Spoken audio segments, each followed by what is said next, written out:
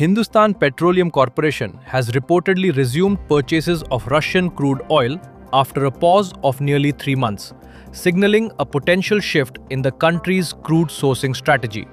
According to industry sources familiar with the development, the refiner has booked 2 cargoes of Russian crude oil that are expected to reach Indian ports later this month. NMDC announced revised prices for its iron ore products effective March 6, 2026. Baila Lump 65.5% Fe 10 to 40 mm 4,800 rupees per tonne and Baila Fines 64% Fe below 10 mm 4,050 rupees per tonne. These prices are free on rail basis and do not include statutory charges such as royalty, District Mineral Foundation contribution, National Mineral Exploration Trust charges, cess, forest permit fee, transit fee, GST, environmental cess and other applicable taxes. The scheduled interviews for the post of Chairman and Managing Director at IRCON International Limited have been deferred until further orders according to the latest update. The interviews were earlier planned to be conducted on March 16, 2026. However, authorities have now decided to postpone the process and a new date for the interviews is expected to be announced later. NTPC Green Energy Limited has announced a change in its registrar and share transfer agent, completing the transition process as per regulatory requirements. According to a regulatory filing, the company has officially shifted its RTA services from KFin Technologies Limited to Beethel Financial and Computer Services Private Limited. The transition was formalized through a tripartite agreement signed on March 5, 2026.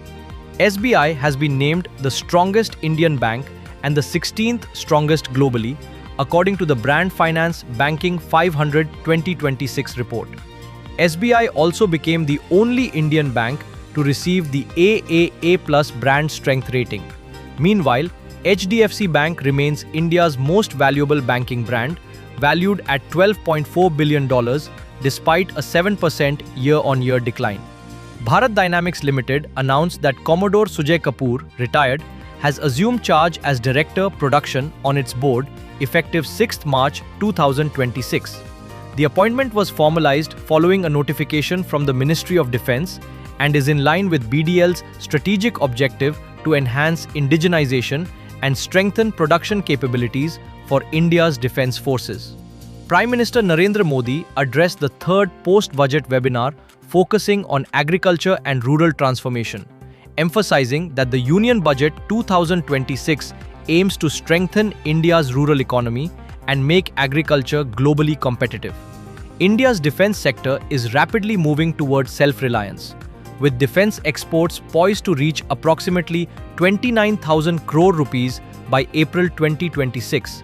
Raksha Mantri Shri Rajnath Singh announced at Sagar Sankalp 2026, Reclaiming India's Maritime Glory, a defence and maritime dialogue held in Kolkata.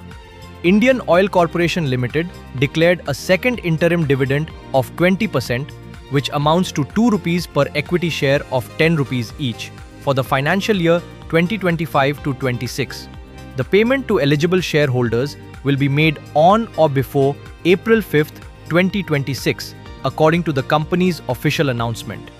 SJVN Limited has concluded its 600 megawatt interstate transmission system ISTS connected wind power auction, awarding capacities to multiple developers under competitive tariffs.